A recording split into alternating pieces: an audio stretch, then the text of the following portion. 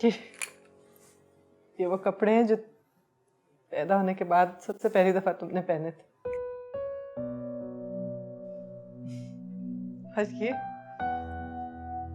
और ये तौलिया और ये तुम्हारी ड्राइंग्स।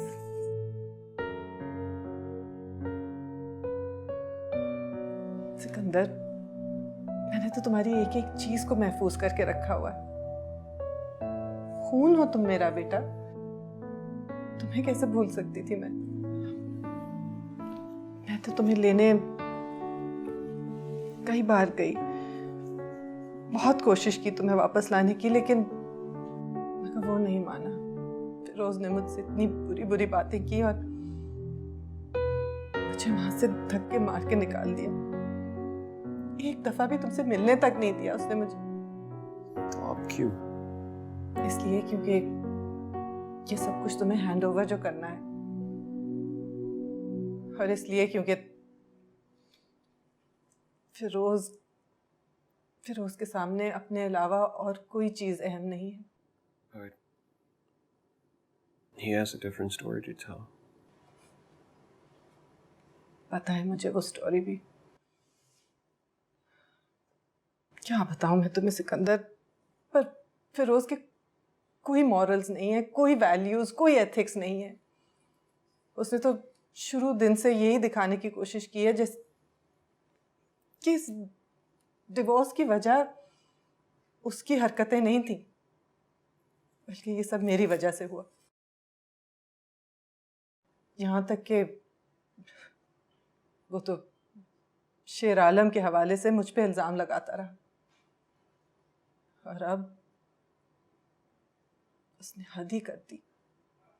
यहां तक कि शेर आलम ने फिरोज को थप्पड़ भी मारा। क्या? तो फिर आप शेर आलम को इतनी इंपॉर्टेंस क्यों देती हैं? बेटा, शेर आलम तुम्हारे नजदीक सिर्फ एक ड्राइवर होगा, लेकिन मैं और वो बचपन से इस महल में एक साथ खेलते रहे। मेरे लिए तो वो इस घर का एक हिस्सा ही है।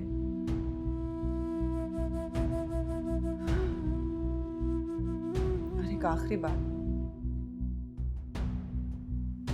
मलूक शाह साई ने साफ साफ कह दिया है कि जब तक फिरोज यहाँ है वो ये शादी नहीं होने देंगे। इनकार कर दिया है।